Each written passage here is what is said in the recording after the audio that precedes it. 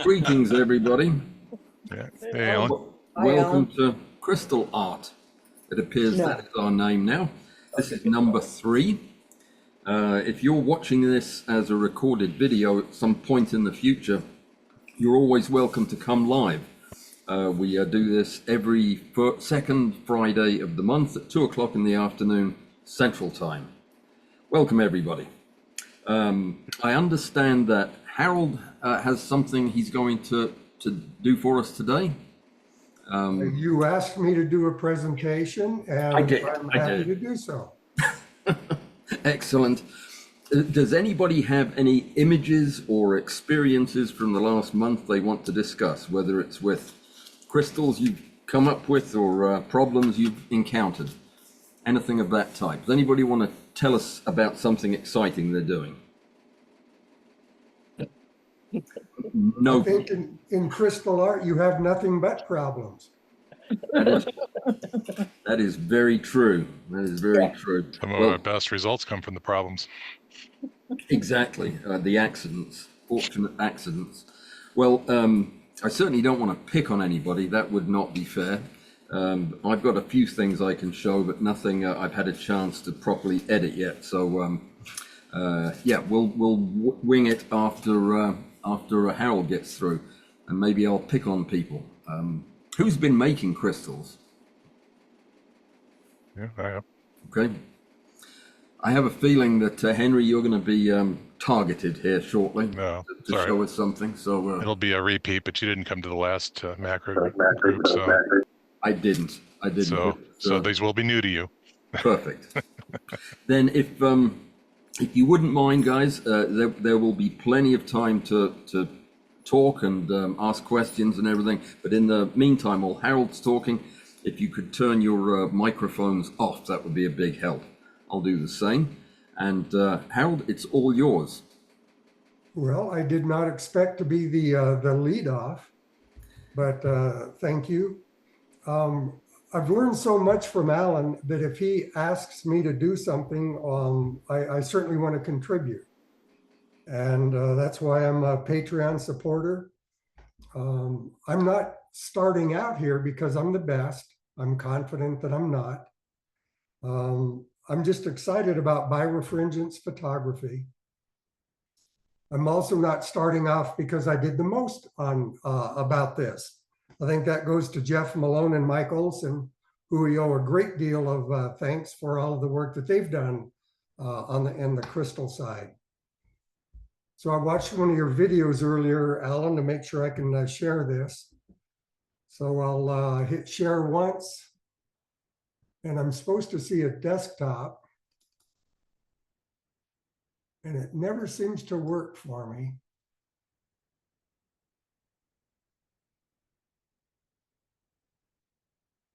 Which is always discouraging. You're certainly sharing something now. But I'm not seeing it. Oh, do you see the pink house? Yes. Okay, we're making progress. If you minimize your Zoom screen, that will probably free things up. Oops. Okay, I'm trying to click on this button up here. There you go. You got it. Here we go. Okay. So what Allan asked, you're seeing a colorful arch? Yes, sir. Great. Beautiful. It's been my worry so far today that everyone would say no. Okay, so Allan asked me to get this started and give you guys some background as to how I got started in this, a little about myself and why I ended up in Birefringence.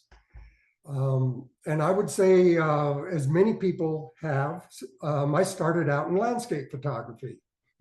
And this photo that I'm starting off with represents everything that I hate about landscape photography.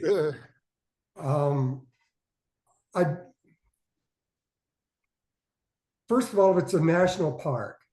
Many of the national parks now, you have to get reservations. And that's such a change from what I'm used to.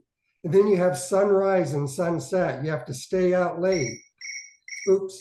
Or you have to turn your phone off. You have to stay out late or you have to get up early.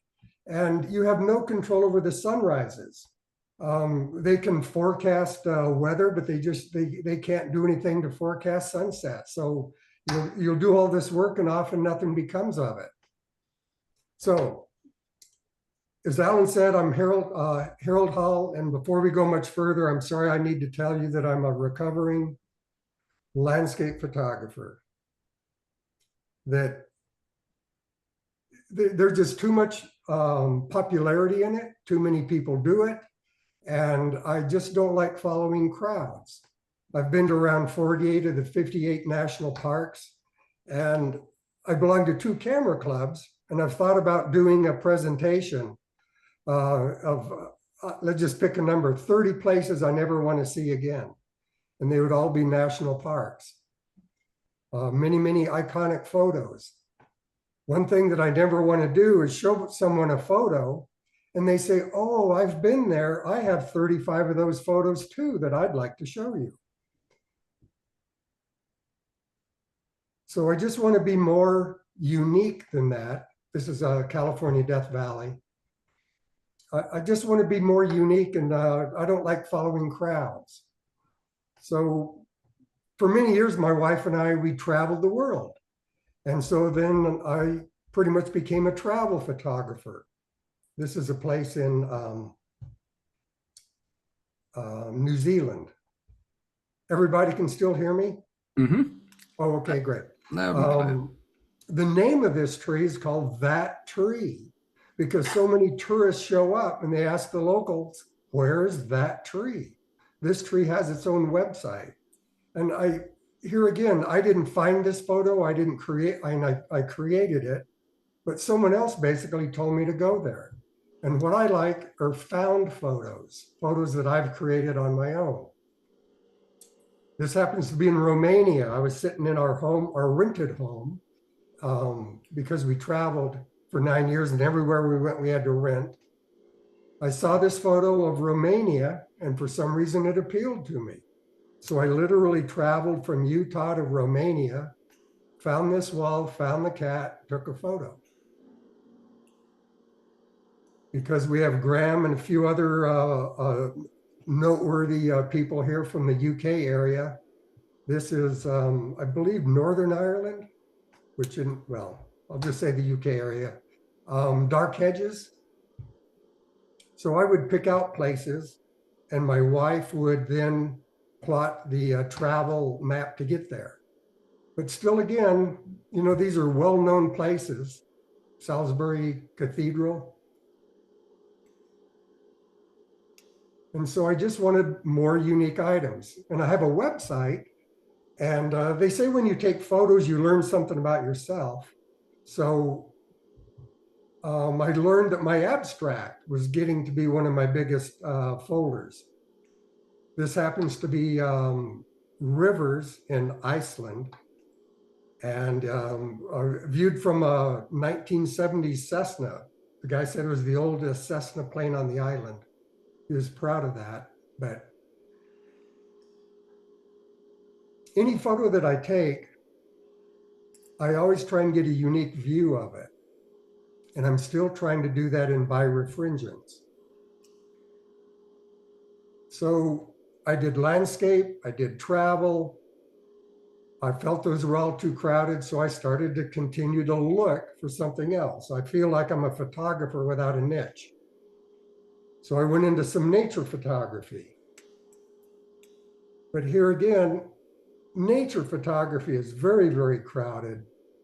Extremely good photographers. I'd say they're all obsessed. And here again, you're often getting up early and searching and traveling. And I really like the macro and birefringence because I can do it from my garage. So this is from floating down the Grand Canyon on like a 12-day river trip. People are taking beautiful pictures of the landscape. I'm photographing the reflections and the abstract in the waters. So by now you know that abstract really appeals to me. I think it's okay if someone looks at a photo and they don't know what it is. I've learned in judging that's often not bad, or excuse me, is bad, that judges even want to know what something is. This is another photo of the UK. And again, rather than landscape, I'm trying abstracts. So then I started in macro photography, and I thought maybe I can combine macro with abstracts. This is a dragonfly wing, and my wife had a cheap rhinestone bracelet, and so I illuminated it behind it just to give it some extra color. So here again, my own personal style is I'm trying to create something new, something different, or show people something in a little different way. To me, this looked like a totem pole. You generally see, you know, the nice entire bug sitting on a leaf, and Klaus will get the whole darn thing in focus. But I just choose often to do parts. And I enjoy macro because you're showing people something they haven't seen before. People often don't know there are these 3 additional, I think they call them simple eyeballs on the top of bugs. Mm-hmm.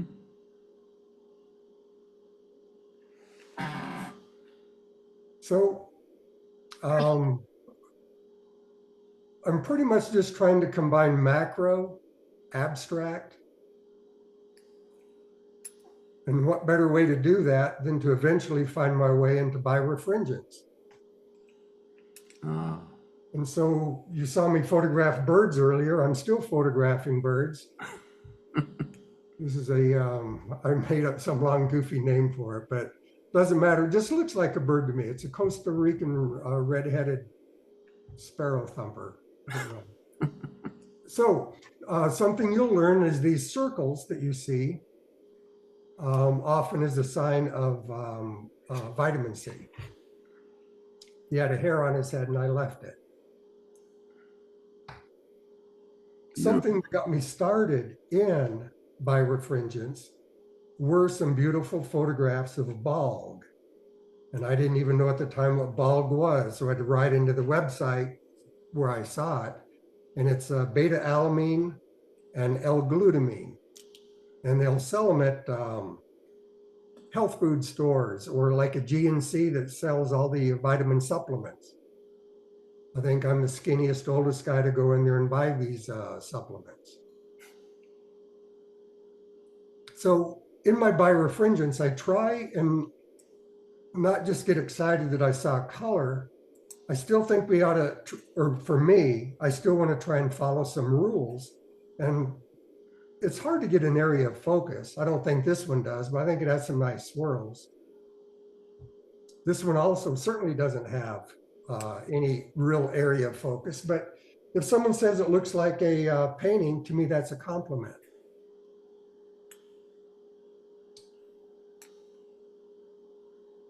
So we talked earlier, Allan talked about using a retarder plate. And prior to his discussion about that, I'd say I use it at 100% of the time. But when you do use it, you can bring out these blues. And I like layers. I often try for layers. And you'll often get that in birefringence. It looks kind of like bird wings to me. So here's 2 photos that are kind of showing what Allan was talking about regarding a wave plate. This one has a black background, and you often get that when you're not using a wave plate. And the wave plate will bring in the blues.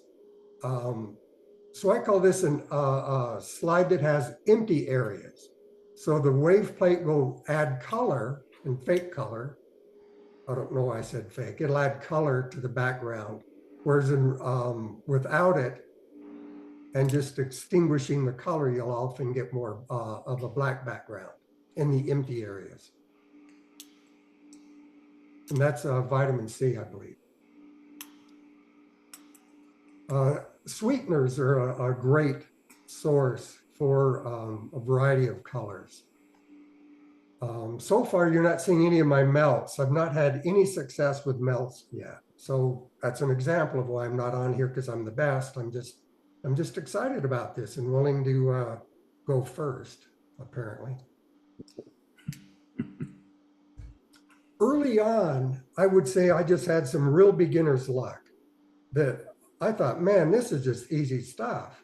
And I really did have a lot of what I call beginner's luck. And I've not been able to replicate or come close to replicating these. I do think it's important to have notes that tell you what it is. I've done that now, and I'm able to go back and find out what these are, even though they're not all labeled for you today. So to me, it looks like a painting. And very often in regular photography, we don't want to over sharpen something. And this was done in topaz, or the sharpening. And I don't think the over sharpening is bad. I think it kind of adds to the brush effect, makes it look more like a painting. I think Birefringence also gives you an awful lot of freedom. It makes the processing, to me, a lot easier.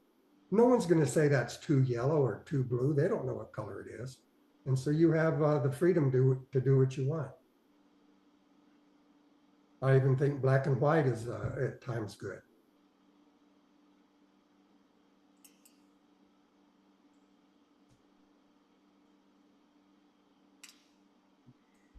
So I think I might have chosen this. Number one, I was in a rush, but it just looks like a painting. And I think there's a big discussion, I guess, that I'm having with myself, that if I put these on the website, do I really need or want to say what the chemicals are? Generally, only other birefringent photographers want to know that. But I know some other pretty good birefringent photographers, and they never tell you the chemicals. They just think up some marketable name, and that's what they go with.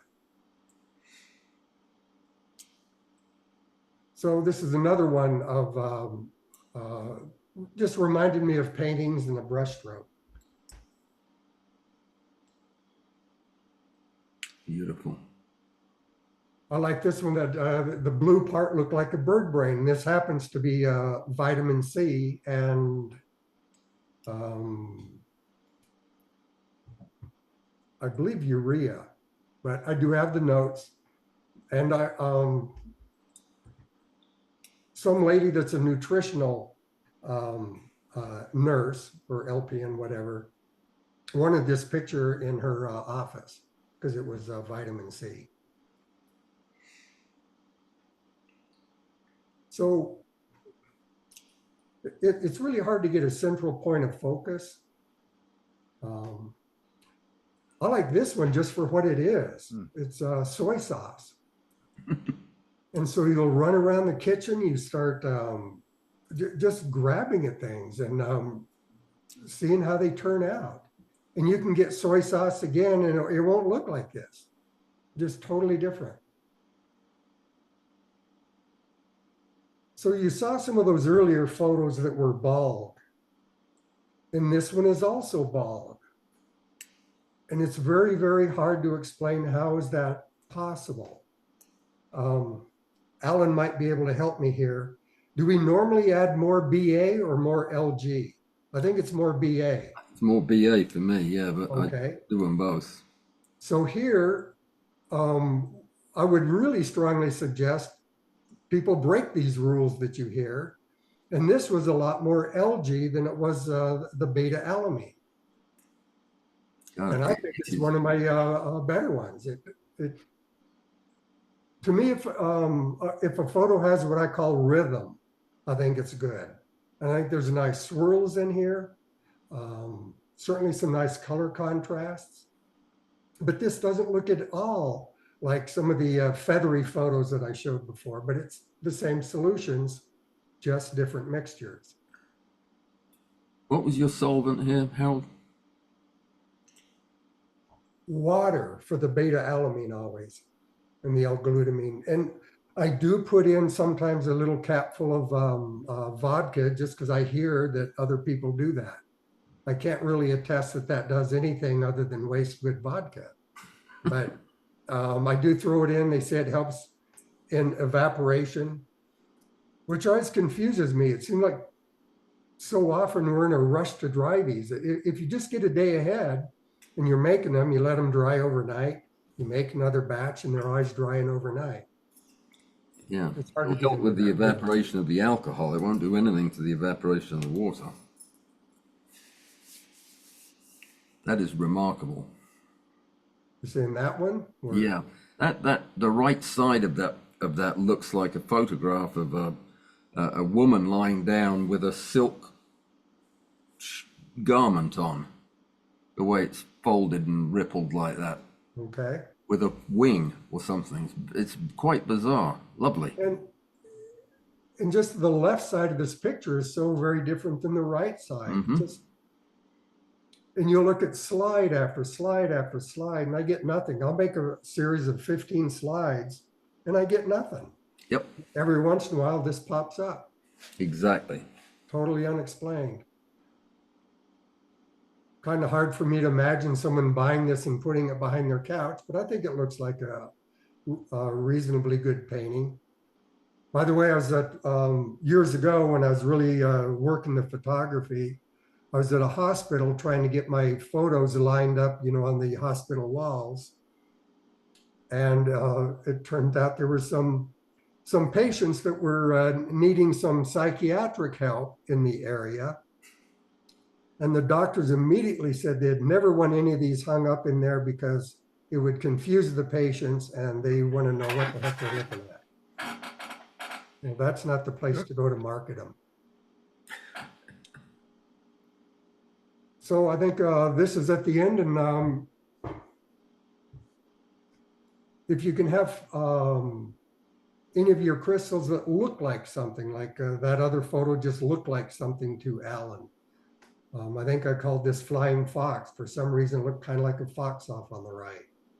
But there again, maybe you should let the viewer decide what it is. Agreed. Just call it yellow on blue. So I think that's where I stop. Allan and I didn't talk about how much time I had. It's completely up to you, but I have some questions I'd love to ask, if I may. Thank you very much for doing that. I think that's a wonderful opportunity for us to get to know you a little better. I knew of your photographic past, but you know, the evolution of your interest in macro is fascinating to me. You seem to have a tendency to get pretty close into your crystals as far as magnification goes. A lot of your images are partial images of, I presume, of a very small part of the slide. Is that your standard way of looking at slides? Is from very close? Yes, and I've talked to you about trying to learn how close. And just as a warning to everyone else listening, Allan gave me an unbelievably complex mathematical formula that I wasn't able to key in any sort of the variables. And so I still don't know. I'm not on the same level as you, Allan, with regard to this. I think it's a hoot to look at that formula. What formula was that? I have a screen print of it somewhere, so I could determine my magnification. Oh, okay. But I think I'm just up at around 30 or 40. I'm not really sure. But I get the circular image. I think most people do if I'm looking through my microscope. Mm-hmm. So I already have to do an awful lot of cropping to get a square picture or rectangular picture out of the circle.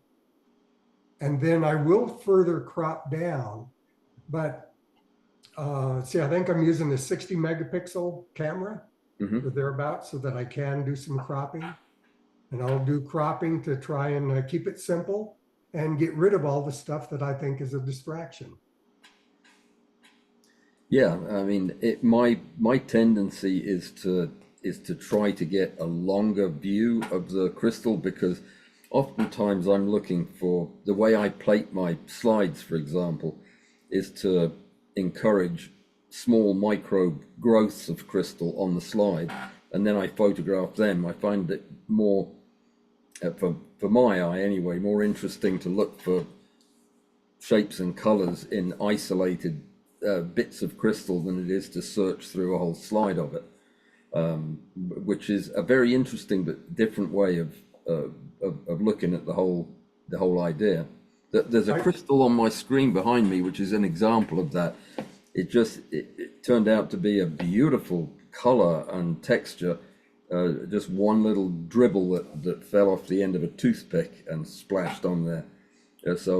Yeah, it's a different technique that you're using, but I like it. You get these very uniform palettes of color. Very, very impressive. And sometimes when I'm trying to fill up a 2x3 or 3x4 aspect ratio, the corners are black because of what I want to include. I'm going outside of the circle. Mm-hmm. So I'll do what I do in Lightroom. I'll bring it over into Photoshop, and you can use a transform, distort, or warp tool to pull it out and fill the edges. So that's sometimes how I fill them up. Interesting. I wouldn't have thought to do that. I just crop them down usually. But yeah. It further distorts it, but it's not like the corner of a building. People expect it to be straight. Exactly. I mean, it's not like anybody's looking at it with an expectation that it's going to be bent in a particular direction. Very impressive, lovely photographs, but I still love it. Your abstract stuff is remarkable, and those pictures from Iceland were just spectacular. So I wouldn't quit that job either. And that was not a workshop. There's some guy from my local camera club needed someone to go with him because it's too expensive, for one. Mm-hmm. One of the hardest parts of that whole trip was climbing in the airplane. Yeah, I believe I might have balked at the idea of getting on the oldest aeroplane in any country to then fly over ice flows. This isn't birefringent, but we also went up in a helicopter, and the kid didn't look like he was old enough to shave. So I said, "How long have you been doing this? Just today." Or how many hours do you have to be qualified?" And he said 150 hours. And I said, "How many do you have?" He said 153. And he was from Denmark and couldn't find a job, so he came to Iceland, and he didn't know where he was flying. He was having to get instructions, but oh boy, the whole thing was scary. Oh, brilliant. Wish I'd been there. Anybody got any questions for Harold or comment? Yeah, I have a quick question. I have a quick question if I Yes, minute. of course. Hello, doctor. Are these transmitted images or are they epi illuminations? The one you on your polarizing microscope. Transmitted using devices that I've learned how to use from Allan. All transmitted, no epi. Okay, all transmitted. And regarding the magnification, you see you said you use 20x or 10x objective. Is that right? No, I'm not using an objective. I have it right here. It's a wild. Allan can tell you more about it. Wild Herbrog. Yeah, it's a macro zoom Leica M420 microscope. Okay. There you go. Very, very good. Thank you. That extraordinary pictures. I mean, no doubt about that. You probably know more about this microscope than I do. No, just curious because I mean, I'm not too worried about microscope, but the quality of the images you got are amazing. I mean, there's nothing fantastic. Agreed. I think we'll see a lot of people have excellent images here. Anybody else? So I've got a couple of questions. Harold, Yes. do you kind of paint the solutions just on bare slides, or are there cover slips involved? I have used cover slips with vitamin C. I have had good results, but generally, I would say that's 1% of my photos. I don't use cover slips. I've sometimes when it dries along the edge, you can have very good results. But other than that, I haven't learned how to pick up only one cover slip at a time, and they drop on the floor. And the short answer is I really don't use cover slips. And then the second question, are these stacked images or are they single shots? Single shots. I've not done any stacking. On the microscope, I do nothing but stacking in the my table that I also learned how to build from Allan. But these are all single shot photos. Great. And I'm kind of curious about your camera setup. I may have a similar willed stereoscope, and it's got a kind of a sidearm prism arrangement for a camera, but I'm not really clear on how to adapt to it. I'm shooting a Canon mirrorless. Mine is mounted vertically. It's just as one tall item. I don't think I could very easily find a picture of my macroscope with a camera on it, but it's an elongated tube, about a 4-inch tube above the eyepieces where the camera sits. And of course you have to get the right size adapter. And I have a bag full of adapters that I thought would work, but they don't. Paul, get in touch with me. I went through this with a wild camera. I mean, with a wild microscope and Leica. Great. I'll send you a picture of my setup and we can talk. Do that, and I'll tell you exactly what you need, where to get it. Hey, Harold, you've been playing around with ABE. How's that been going? I'm getting consistent results of the blue and the yellow, and I did not include any of those photos here. So the progression that you, just to bring everyone else up on it, ABE is a favorite wart remover found in Europe. You can't buy it here. You generally you buy it out of a place in Poland. It's kind of like compound W, but I've not heard of people getting good results with compound W. So you have to use a strong additive. Solvent? Yeah, you have to use a strong solvent to go with it. Use methyl ethyl chloride, acetone, or I have 200 proof ethyl alcohol that I use. Lovely. And to dissolve the viscosity that the wart remover has. The problem is it then evaporates too fast. So now I'm refrigerating my slides. I'm refrigerating the mixture, and I sit down in front of my garage refrigerator and I hurry and put them on, and then I put it all back in the refrigerator so that it evaporates more slowly, and I'm having better success with that. But it seems to me that all of these other chemicals, they have additives to them. And so why not use the salicylic acid powder directly? I've had absolutely zero results from that. And so I'm adding more. I start out with like 20 milliliters of water, and I measured it out how many grams of salicylic, and now I've doubled that. Using the pure salicylic acid, I've had zero birefringent results. I'm only getting results from the ABE. Oh, yeah, Harold, this is Julie. I found that with salicylic acid, I mix it with acetone, and I get awesome results. It does do kind of a needle Right. crystal, but I've never had it fail. It won't dissolve in water, but I just use straight acetone. Yes, and that's what I've used. That's one of my mixtures, acetone. Yeah, and Another mixture is methyl ethyl ketone, and then the ethyl alcohol. yeah. And mixing it pure, I've gotten nothing so far. Oh, I get it every time. I don't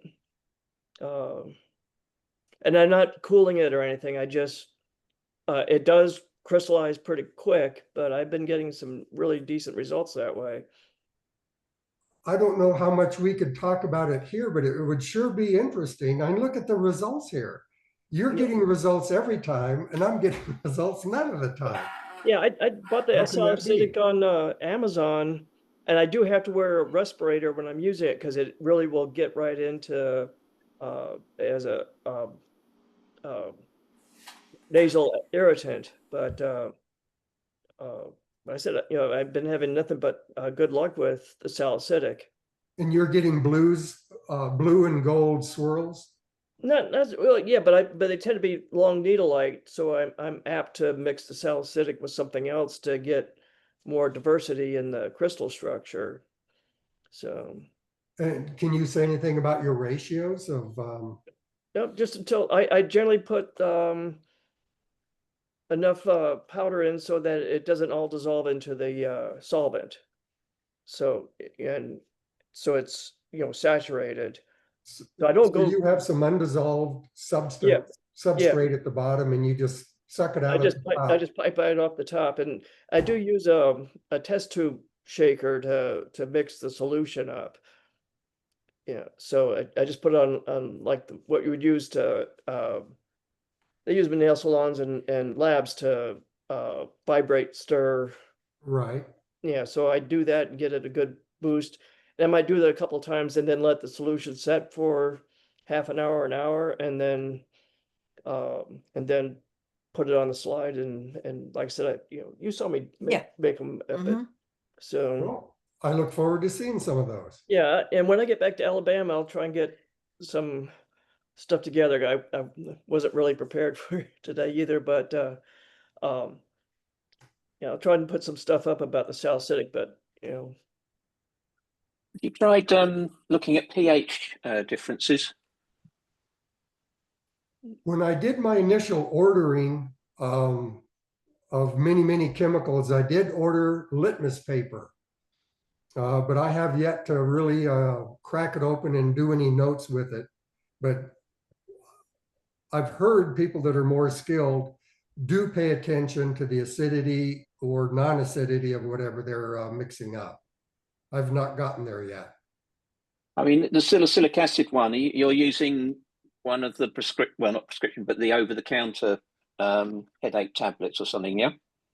I'm using a pure chemical lab grade that I purchased. Okay. It's a white powder. Or all right. I mean, I was going down the road and wondering whether the formulation they made it in, because you wouldn't want it dissolving necessarily in your mouth, and you'd want it into your stomach where, you know, the absorption you want. But if you've got the pure salicylic acid, and I'm just wondering if that is a possibility with, then you head off the thing with the solvent. But I'm wondering, the PubChem NIH website, I had some pretty good luck with that, with looking stuff up to see what these solubilities are. And usually it will give some pointers to, yes, what it will dissolve in, but the pH and that sort of thing. Right. I've done the same thing, and that's how I start with 20 milliliters and I measure out what goes in. You can be as skillful as you want, but you can see,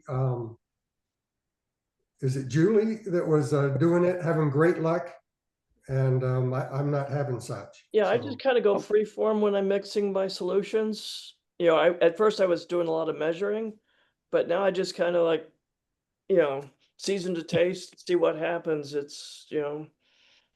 I think that's a good way to go. I do record how many drops and the ratio of whatever I have. I record that in notes. Yeah. But I'm not real sure where that gets me. I just make sure I have enough powder in there that it won't all dissolve in the solvent. So I know that the solvent's holding as much of the chemical as possible. And some of the solvents I might, I might heat up some of the solvents to do a super saturation, but that's not something I always do either.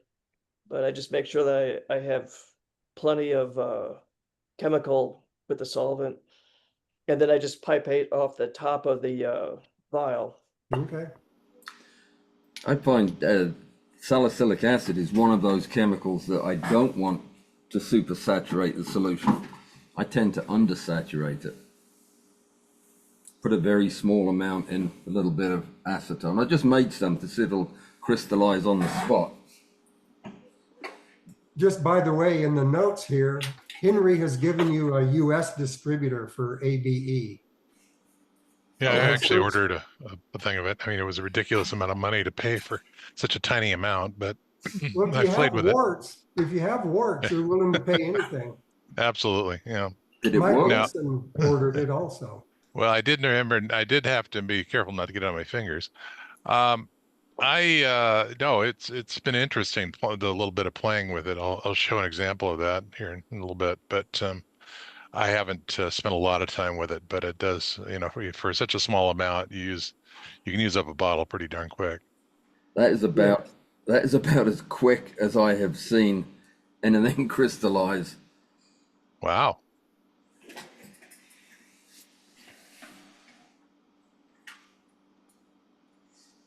And I also will do reflows on the salicylic and acetone. Not tried it.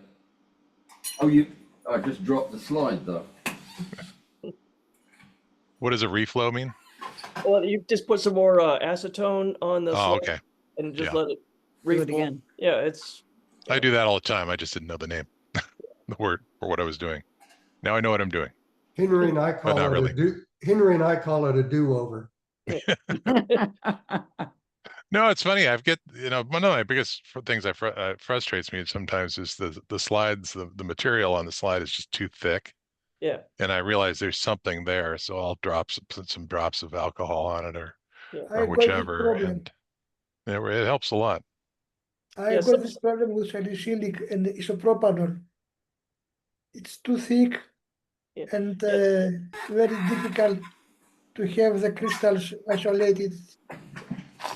Yeah. Sometimes I'll drag It's a another thick slide. sediment. Yeah, sometimes I'll drag another slide across the drop to. Oh, that's a good smooth idea. it. Yeah, or use a paintbrush and just swab it. But Yeah, I've got a big bag of those throwaway metal brushes, you know, for glue and stuff. That's and what I use those use all the time. to solder brushes Yeah, for yeah, exactly. they're brilliant. Yeah, that's that's much the same structure as This is these ones. my that I've got. salicylic with Beautiful. isopropanol almost saturated. That's a saturated one. Hmm. Can you see it? Yep, Yes. yep. It's very difficult, but having ascorbic acid Oh, in just water That's and I would never have guessed applied that. some alcohol on the drop on the slide just to accelerate the dryness. yeah. And then I got this one. Some of my all-time best slides have been with ascorbic acid. It's great stuff. Yeah, it This is really is. ascorbic and this is much better. And not so, it's not so much concentrated, but this is salicylic too much concentrated, diluted in isopropanol. And I failed to have some more separated fibers, more separated crystals. Demetrius, this was, you said isopropyl alcohol? Yes, I have this salicylic acid diluted in isopropanol. Well, that's interesting idea. I like the result. That's very nice. I believe you're using a retarder, Demetrius? Sorry? You're using a retarder filter? A white light? No, without retarders. Really? This is two common CPR filters. It's a Oh. sandwich. I sandwich the slide between two. Let me. Two common where is it now? Two common filters, CPL filters, having a slide between them in this manner. Do you see? Yes. And but I'm trying to use this one now. It's 3D printed, having the slide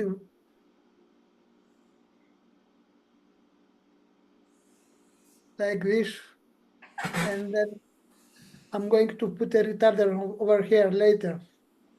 But it's very difficult to have a proper concentration with salicylic acid. Yeah, why is it difficult to get a little enough amount? I'm trying to have, I don't have a scale just to measure. Oh, okay, yeah. So it's difficult to get to weigh the small amount. That's all right. But this one is much better. It's just ascorbic acid. And the trick is that I was using some alcohol, put it on the drop, just to accelerate the sedimation. And then I got this pattern. I love that pattern. That's a very unusual look for This is vitamin C. another slide, ascorbic acid, but it's not very. I got a problem to have a sharp focus with my. Looks like there are some contaminants in there too. This is for 50%. Let me put it on 16, just to turn. This is the portion. That's ascorbic. It's beautiful. Without any post processing. It's just JPEG on a crop Sony camera. Well, very effective. And this was photographed by a cheap microscope, a Swift 380 by 40% magnification.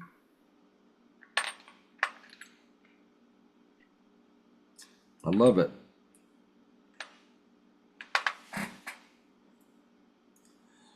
And Go ahead, sir. And this is from an Nikon 10 megapixels camera. This needs Looks like tartaric acid. This particular needs some photo stacking. This area is not so it's out of focus. It's quite three-dimensional sediment. But I don't know how may I increase the sharpness of this photo, of such photos. Any idea, any advice? Yeah.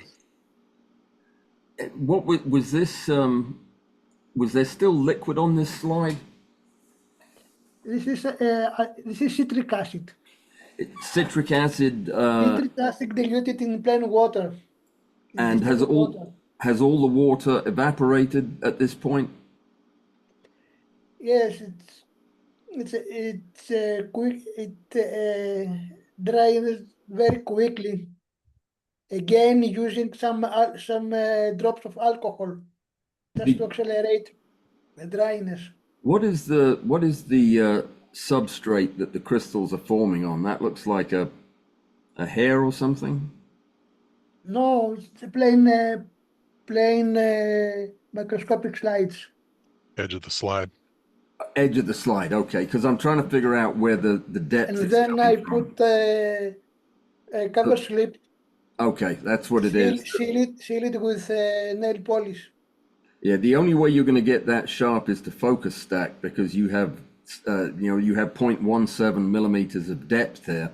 It's 170 microns for the not counting the liquid underneath. So you'd need probably several dozen to 100 slices to get this whole thing in focus I at see. magnification. Let me try for the next time. Yeah, or go for a crystal that's in the middle of the cover slip and stuck to it. That will probably be a lot thinner. Beautiful picture though. I love the colors. Hmm. And this is a very cheap, an old Nikon camera, 10 megapixels, without mounted or by shoe mount, no glass between the camera and the microscope. That might be part of the problem laterally. If your microscope isn't mounted perfectly flat, sensor to the cover slip, you're going to have. It looks like the left-hand side is higher or lower than it needs to be, tilted at an angle. Maybe because the objective is not plan or semi-plan. Yeah. Well, that could be field curvature. Yes, it could. Interesting. And it also looks like the edge of the cover slip is actually lensing This is the the edges of the crystals. cover slip. Yeah, it This looks is like it's actually bending the image a little bit. this A lot to experiment with, but very nice. Would anybody else have any other suggestions for Dimitris to try? Nothing comes to mind. I have a question on what you said earlier. Mm-hmm. Water and alcohol, I believe, does mix well. Mm-hmm. You said if you put alcohol in with water, it will not expedite the evaporation, just the alcohol evaporates first. Right. It won't expedite the evaporation of the water. it accelerates the formation of sediment. I think so. It what now?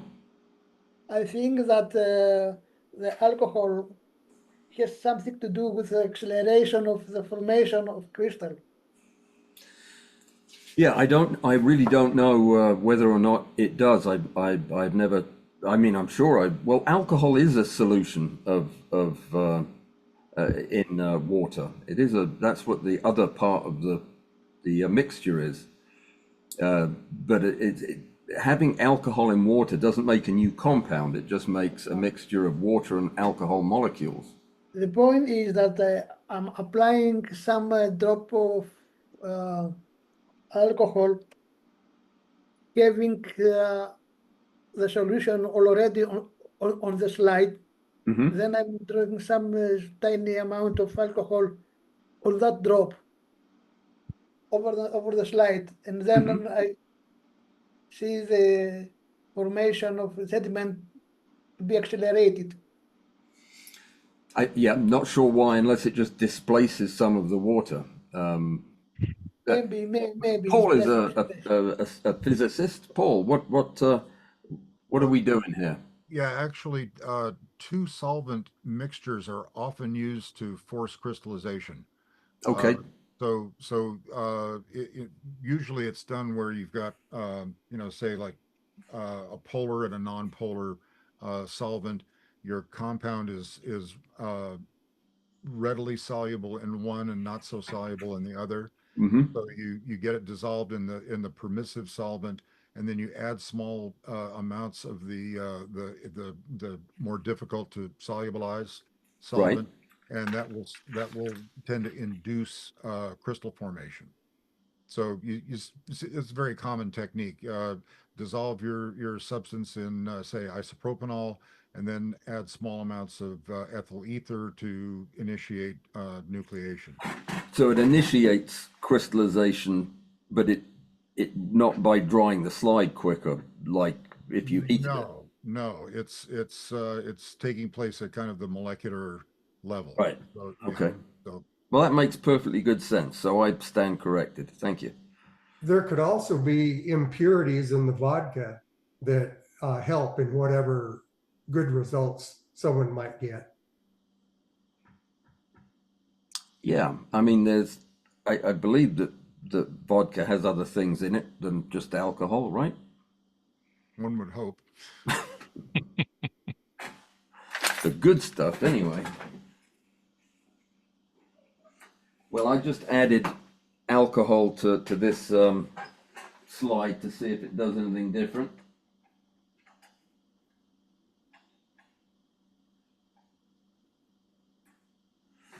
It punched a hole in it, that's all. That was actually what I was going to bring up today, if anybody was interested. It's the whole concept of redissolving, and I do it with video, and the idea was that today I was going to have some edited video for you, because it can be very, very boring to watch uncut.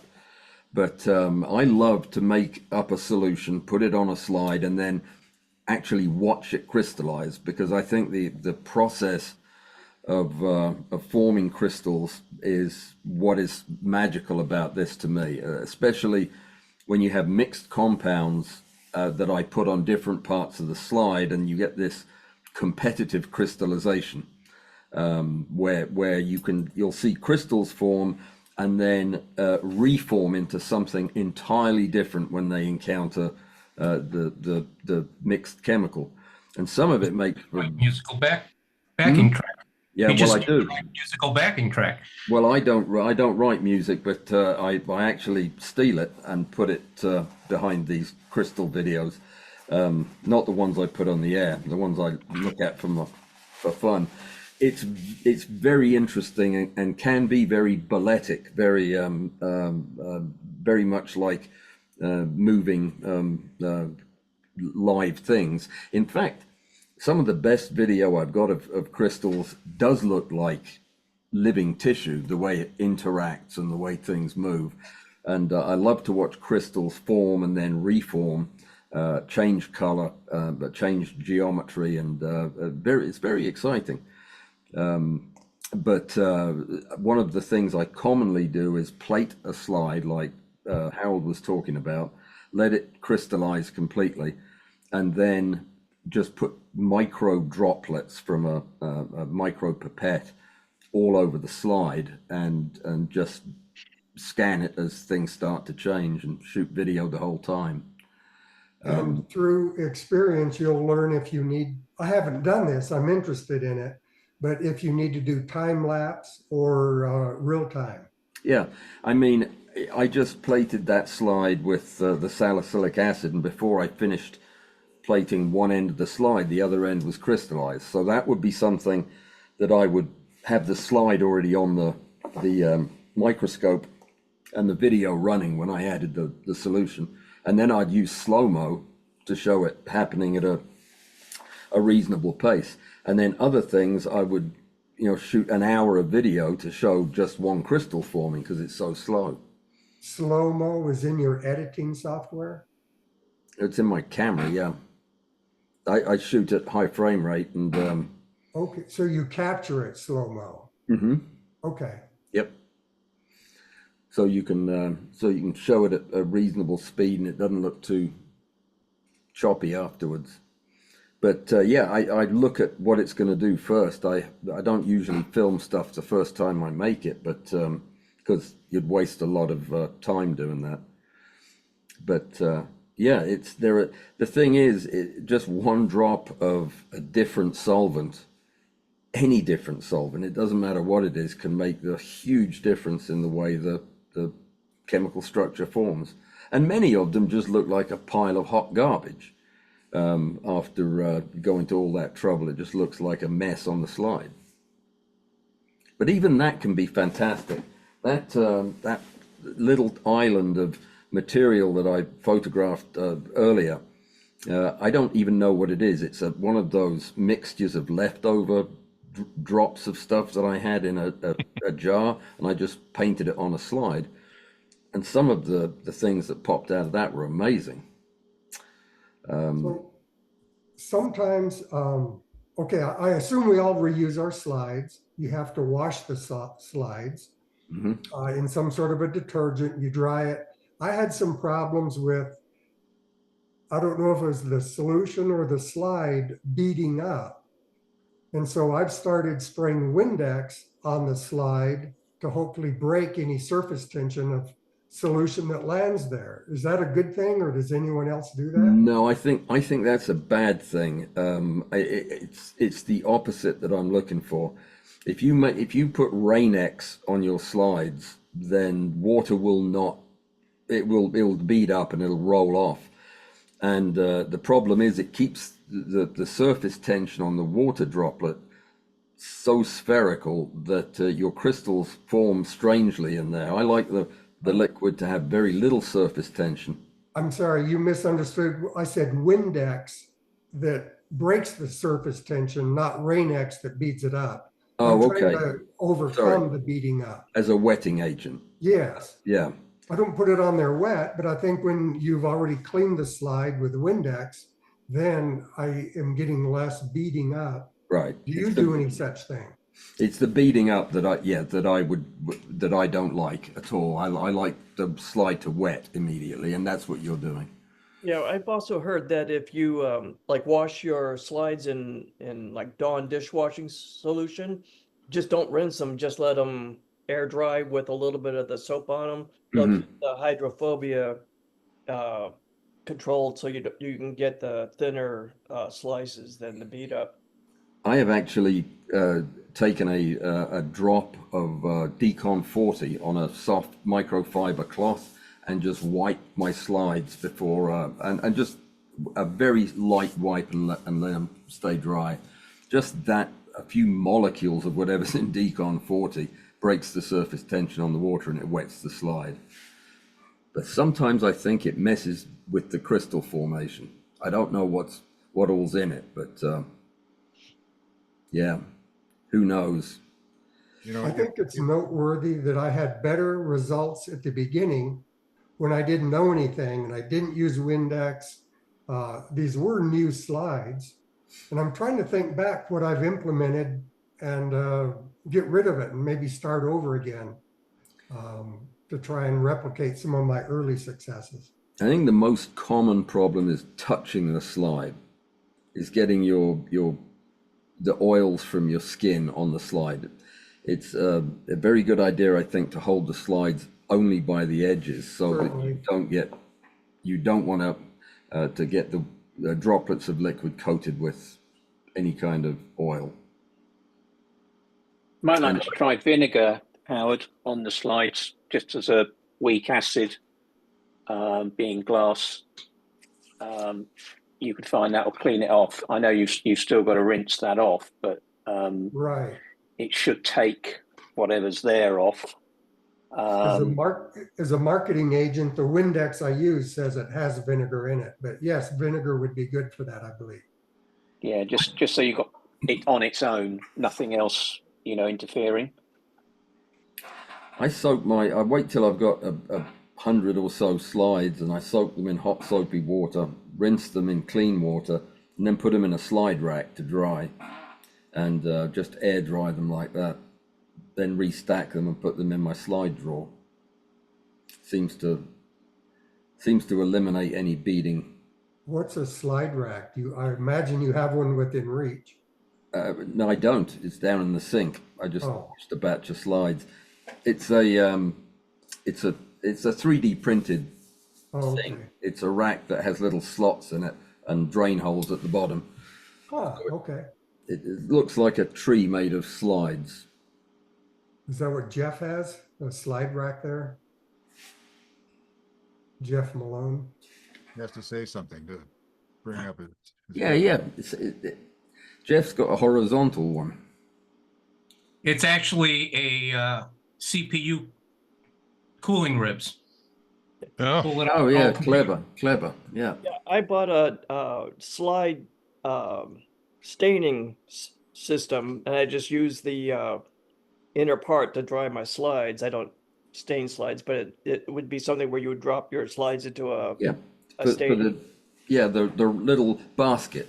Yeah, I just use that to dry. But when I'm done with a slide, I chuck it into a container of water on my desk, so it's kind of like the Yeah, that's what I do. I have a bowl of water that I put all my used slides in. To remove temptation of, Yeah, Can I remember, ask a question? all your droppers need to go in the same bucket and get washed out thoroughly. Yeah. You got a question? Yeah, I was just interested whether anyone has experimented with hard water or soft water or deionized water, both for solvents and for cleaning the slides. I exclusively used the DI? just the distilled water. Distilled water. Yeah, that's what I use. Yeah, that eliminates any potential weirdness. I was thinking actually of the salts in hard water where I live. It's very hard water. I do use deionized water, and I just wondered if that might help seeding of the crystals. I've not compared them, but I use hard water too, and I don't bother using DI water. I kind of like the effects I see with the hard water. Yeah. And I use very, very soft water softener water. Water softener has salts added to it. Yeah. If I had any discipline about it, I would definitely use distilled water, and I'd keep it clean. Yeah. Yeah, I use distilled water to make the crystals, but I just use regular tap water to wash them. I just realized I'm completely out of vodka. I'm going to have what brand are you using, Harold? Whatever it is, it's off the bottom shelf. I went down the store and got a bottle of Everclear, and it works. Everclear. Yeah, it works pretty good. That's the stuff that I got in Alabama, but it's very expensive up there. I don't know why. Maybe Well, Paul could make some for us. Oh, No we're doubt. working on it, believe me. We've got So- a batch of apple spirits we're about to brew up. Apple spirits. Yes, Mm. yes. We Calvados. yeah, exactly. We ferment it, and then I've got a glass blower friend with a 50-liter still. So we do about 10 to 15 liters worth, and comes out about 120 proof. No complaints from our audience. Would it crystallize? Oh, definitely not. There's not It's a enough solvent. left over. Yeah, that would be the main problem. It's, So Everclear is 190 proof. Yeah. and there's and- another one that's 5%. 5 proof more. What is that? The I can't remember. It's another spirits thing. I got mine from Lab Alley, and it's 200 proof, and it's kosher. We gotta have kosher crystals. How much was it? I From don't Lab- recall. Lab Supply. I bought it as a group.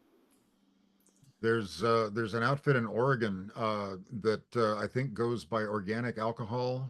They're in Ashland, and they have great prices with for drinkable alcohol, 95% or 200 proof.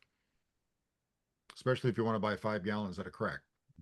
You know, that was one of the things that made Peoria, Illinois famous back in the day, was the making of alcohol. There's an alcohol distillery down on the river. It's still functioning. It stinks, but it's still functioning. Yeah. I'll go down there and buy some. When you see questions on Google like, is methanol drinkable? Ooh. You, Oh, the answer, by the way, is Poison. no. No. poison, blind. Yeah, we'll Can be make you blinded. blind and mad and dead. Yeah, give him credit for asking the question. True, yeah. Unless he asked it the morning after because he was feeling unwell. Yeah, I mean, it is drinkable, but it's just not very survivable. Yeah. I guess anything's drinkable. Clear distinction, definitely. Who's else has been making interesting stuff to look at, even whether you have pictures or not? Who else has been trying? Yes, hi Alan. This is Rashid. I will share my screen to show you some of the Oh, Rashid, pictures. how you doing, sir? I'm good, thank you. Good. Good to have you with us. Thank you so much. Do you see my screen? I do. Lovely. Okay. Ascorbic acid. Yeah. And I'll show you one challenge I'm facing with a bit of vibration. Let's see of these pictures. Ooh. Citric acid as well. Lovely. Yeah. Next one. It's interesting, different shapes, different colors. Mm-hmm. Yeah.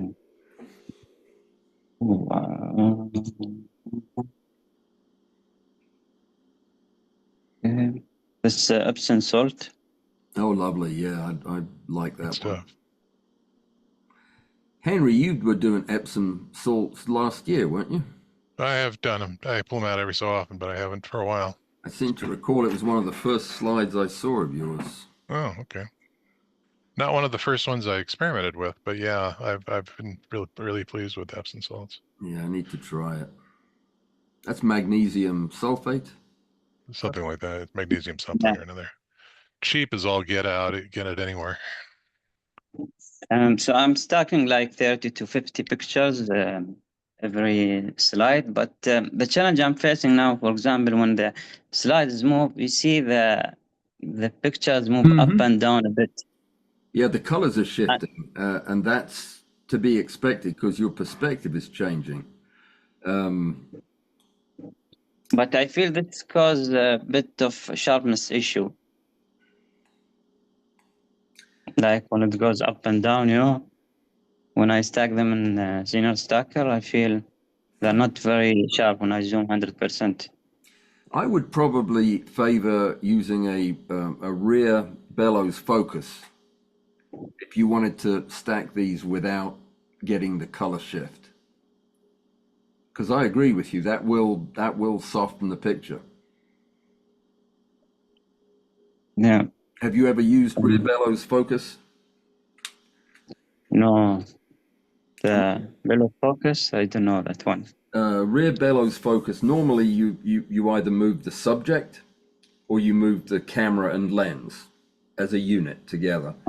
In rear bellows focus, the subject remains fixed, the lens remains fixed, but it's on a bellows, and the camera moves while the front of the bellows stays stationary. So you're actually, the lens is going to be sending the same signal, just at different points of depth in the image as you stack through it. That should fix this problem. Okay, thanks. I will try that. Thank you. It's it's a devil to set up because you need to have you need to actually stack using the rear standard of the bellows. I've got a rig I set up to do it with that I don't know where my pictures are. I'll try and find them. Mike could talk about that in live stream next week. It's very interesting. Okay, thank you. Okay, you bet. It's good to talk to you. Congratulations on your win the other month. Thank you so much. Did you get your crystal viewer, by the way? Yes, I appreciate that. Thank you so much. You bet. Great. Okay, thank you. I'll jump in. Okay. Yeah, let me see if I can. That's vitamin C behind you, Henry? That is MSM in water. Give me just a second here. Okay, this is, I just threw this in because this was one of my early experiments using the ABE with a little bit of vodka mixed in. Used way too wide of a lens here. I typically use an Astrahori 2 to 5x lens, which I really like. But in this case, I think I would have been happier if I'd like zoomed in on, some of this kind of thing. But but still, it's interesting stuff, and I will certainly be playing with it more as I go on. I'm sorry. Sorry, I just knocked myself out of there trying to get to my notes. Hold on a second here. Try that again. Let's see. How did you plate that on the slide, Henry? With a paintbrush or a dropper or the ABE is a fairly thick material, so I just spread it on the slide, and then I'd put a few drops of vodka onto it. Okay. That's where you've got the different morphology centrally and peripherally. Right. It's the fans in the middle that look just exactly like the stuff that Harold was showing us. Yeah, it's got a definite signature to it. Yeah. So this is citric acid that's melted. Now, Harold said he didn't do any melts. All of the rest of mine are melts, so that just is a way to contrast. I've had some fairly good luck with it. So this is citric acid melted, as is this one. Wow. And then this one is MSM powder that's been melted. I like the kind of patterns I get out of this. I like the contrast between the stripes and then these little clusters. And then this one as well. Heating element, a heating pad. I am melting it over. I'm holding the slide over a spirit lamp. Probably it depends on the thing, but about 4 to 6 inches above the flame. I've got some tweezers that have silicon pads on them, so I hold them with that. Just move it around until it starts liquefying, and then I'll let it kind of run. I'll tip it different ways to sort of let it run across the slide just to spread it out a bit. That is really beautiful. And no cover slip, I presume. No cover slip on anything you're seeing here. Somebody in the last group I showed this to was commenting that it looked like some kind of ancient script on the it does on the middle thing, and so they were planks of wood at the beach. Yeah, might be some kind of hidden message coming from a lost civilization somewhere. But, you never know. Be. Or maybe not. Or not.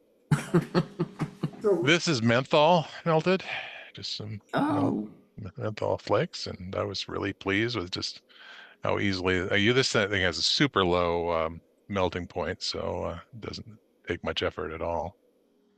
And then this is the same, and then finally this one. So that's really impressive. It reminds me of I can't remember. There's another hairy looking one, but that's pretty. Yeah, it was fun.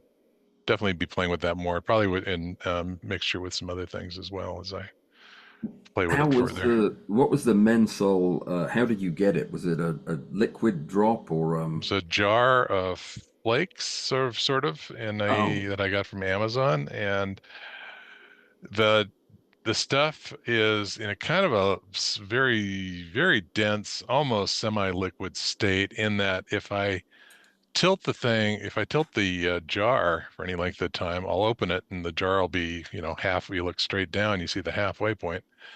So it does over time do that, and then as I say, it's super low melting point, and what it does is I think it just sublimates. Even room temperature, it'll melt over time. Well, I need to order some of that. Yeah, it's fun to play with. It's very aromatic, so definitely good for the sinuses. And I will. Lovely. It's always nice to see what people are coming up with. Is there anybody else using anything odd from around the house? Yes. Have you ever tried to use slides with concave? Yes, I have. I use them for photographing organisms in aquatic settings, but I find for crystals they're terrible in my hands because of the curvature of the surface. It's very hard to get them in focus. This is the bottom of concave. Mm-hmm. And this one. Oh, I see what the idea is, that it exactly the bottom of the concave. Oh, yeah, sorry. That's interesting. I like the idea. 50%. This is just the bottom of the concave. Got it. It's ascorbic acid with methanol. With methanol. Huh? Yeah, Yeah. I'm not even sure you can buy methanol anymore around here. it was, yeah, this dangerous. So it can be blind the person who drink it. Yeah, it's better not to drink any of these It's things. exactly the bottom of the concave slide. Interesting. I like it. It's a nice effect. It's between two concaves areas here, covered with cover slip. Yep. Yep. Very good. I like it. Is anybody else using unusual equipment or solvents? Like, has anybody tried using toluene or any of the other universal solvents? Yeah, I did go to Walmart and bought a little jar of plant food, and that, because it has a mixture of things like urea and other stuff, it came up with some interesting crystals. But it's, so it was Plant food. yeah, just just like Liquid plant food. or even powdered plant food, and I just melt it and Melt it and recrystallize it or dissolve or it? I just mix it with, I don't remember if I mixed it with water or what, but I just I wanted to get some urea, and I just got the plant food at Walmart that had the highest urea, but I think it was urea, nitrogen, and so it's not, If we ever do a competition, it will involve something you bought at Walmart that you've never crystallized before, because that would be fascinating. yeah. Well, Walmart, almost everything there is mislabeled. It's Exactly. they say it's for kitchen, and it's obviously for photography. I don't. Well, who else has something they want to mention or bring up? For example, who has an idea what we can cover next time so that we can all be prepared and bring up a slide or two, a picture or two? I would enjoy just seeing a photo of everyone's rig. We've had people describe what their equipment and everything. It'd be nice to see maybe one That's or a two good photos. idea. That's a good idea. Why don't we do that next time if Harold's in agreement? Get everybody to submit a shot of how they're shooting their crystals, maybe several shots, and maybe a picture of your crystal. Yeah, and I can also show how to convert a microscope to a polarized microscope. Okay. With just a X-Acto blade and some linear polarizer. All right. Let's do that. Let's have a let's have an equipment session next time, and maybe a couple of example slides if you've got anything that you think is exemplary. Any other ideas? I will try and have a theme to any of the pictures I show next time, like maybe all salicylic acid and variants, and try and have a theme to it. Would you like to toss out a theme for everybody else too, and we can just kind of use that to discuss a particular class of crystals next time? Well, I think we could eventually do that. I don't know how advanced people are, and maybe specifying something we're not ready. Just choose something and go with it and show us what we came up with. Maybe we'll learn from someone else. All right. That sounds like a good idea. I've got a couple of solvents I've never tried before that I'm gonna work on this month, so hopefully we'll find something interesting in there. On the other hand, do you have something in mind you'd like people to try? Let me see if I survive it first, and then we'll. I don't want to put ideas in people's heads because some of these are really poisonous. I'll try them first. It seems like if we were to say do vitamin C or ascorbic acid, which are good, that we'd all have very, very similar slides. Possibly, yeah. It's kind of the point was to see what, one thing that occurred to me, I've had lots of people show me pictures of various different beverage solvent mixtures, like red wine and ouzo. I'd love to see what other things crystallize as, if you happen to have any such beverages around your house. So is that the theme? Beverages? We could try it, yeah. That's broad enough. Yeah. You never know, you might come up with something brilliant. What kind of crystals will Irish whiskey make, for example? And then you'll have that whole rest Now of you're the talking my game. I object. Do not waste Irish whiskey. We're going to be tasting it, and then course. one One minuscule drop will go into the thing. Well, you go to Precisely. Total Wine, you get the little airline bottles they have by the checkout. I got them from some of those from Iceland, and I haven't opened the first one of them. So I might try Icelandic liquor crystals. There you go. We'll see what that does. Okay, everybody, it's about time. Any closing comments? I do have a question on one of the images that I shot. Could I share it for a second? Absolutely, absolutely. I do apologize for not asking earlier. Let's see if we can find it. I can get this out of the way. Is it? Oh, because it's not sharing. Yeah, your screen is sharing. Oh, it is? Yep. I can't get it out of the way. What I don't understand in this image. It's not. We're not seeing the image. Just your share. Now, It's doing all kinds of weird shit. yeah, that thing's got an eye. Whatever it is, you're getting ready to show us. Let's do this. It's alive. Come on. Why There you can't go. I? Let's try. Wow. Try this.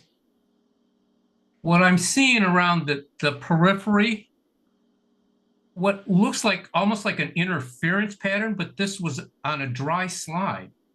These parallel lines. Mm-hmm.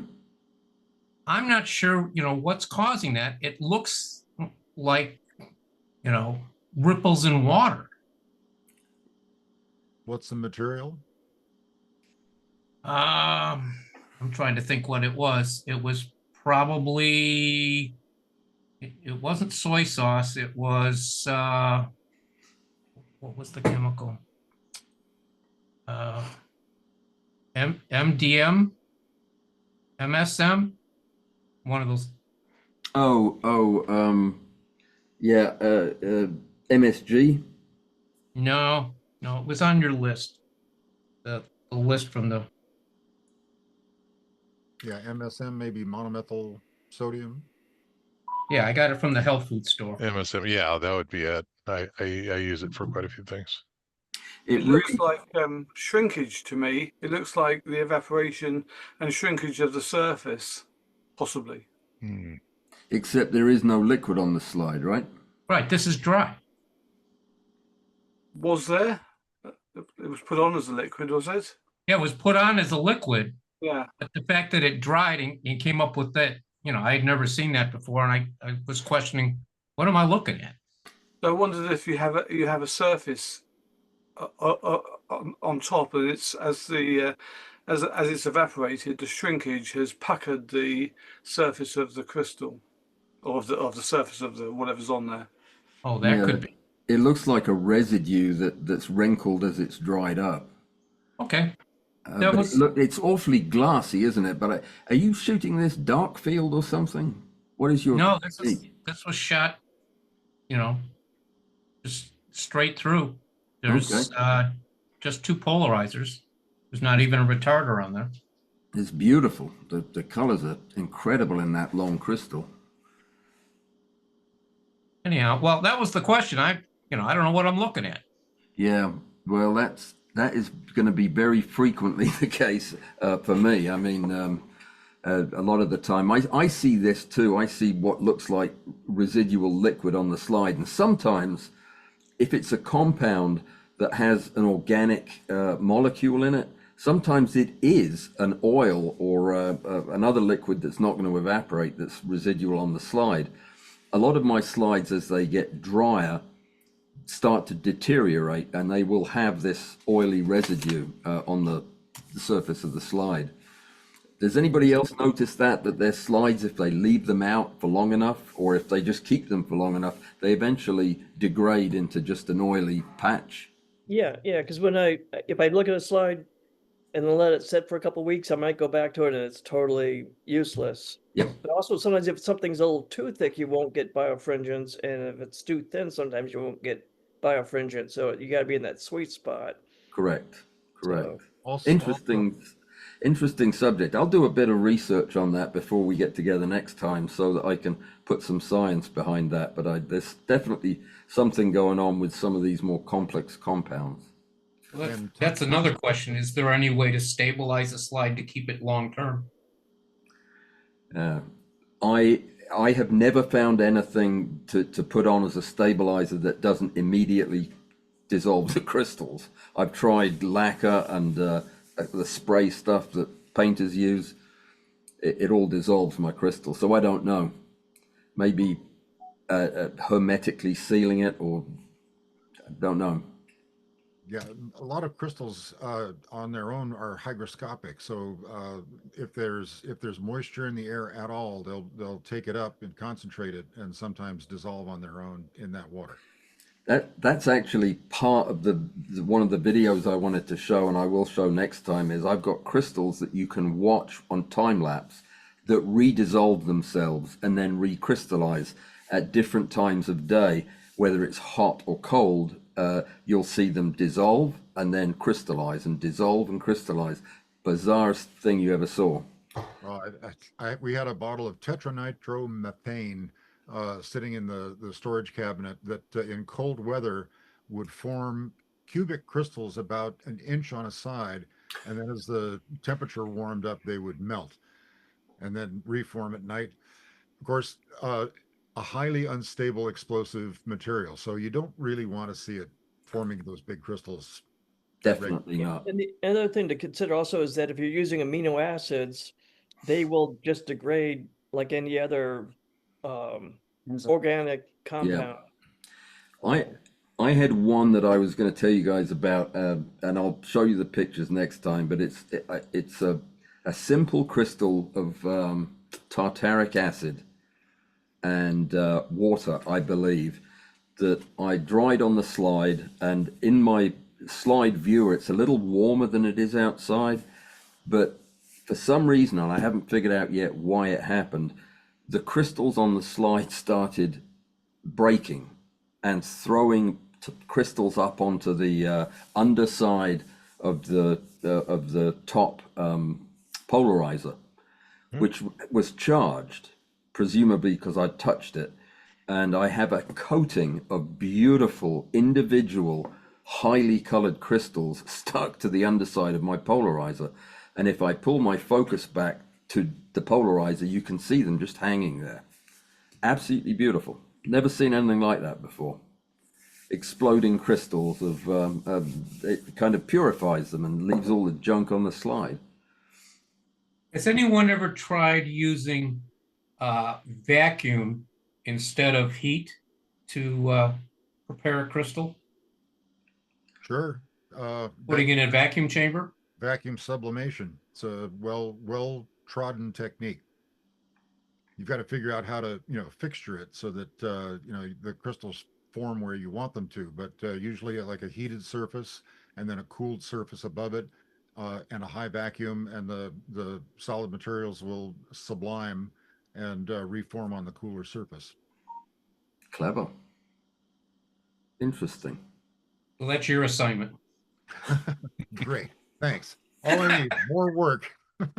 I thoroughly enjoyed this, guys. It was a wonderful conversation, lots of interesting stuff. Harold, thank you very much for sharing your journey here with us. I really appreciate it, and the pictures were fantastic. Thank you. We will see you in a few weeks, and thank you again, everybody. Thank you, Harold. And the assignment is beverages. Beverages. Yeah. Okay. So I head back to Alabama tomorrow. The So I won't. broadest sense possible. Yeah, really, in the very broad sense. As long as it's not dangerous to drink, it'll count. Potable. Dangerous is in the eye of the beholder. Yeah. So I'm driving back to Alabama tomorrow, so I won't see you guys, but Diane should be here. Yep. So Be here. How long you going to be on the road? I'm gonna leave tomorrow morning. It's about a 12-hour drive, so I'd do it in 2 days. Well, So- travel safe. How's your arm, Diane? We got match sets. Ooh. All right, guys. Take care. Thank you, everybody, for coming, and thank you for setting this up, Harold. Thank you. See you all See y'all soon. later. Thank you. See you, Bye-bye. Graham. See you, See you, Harry. Henry. Or Mike.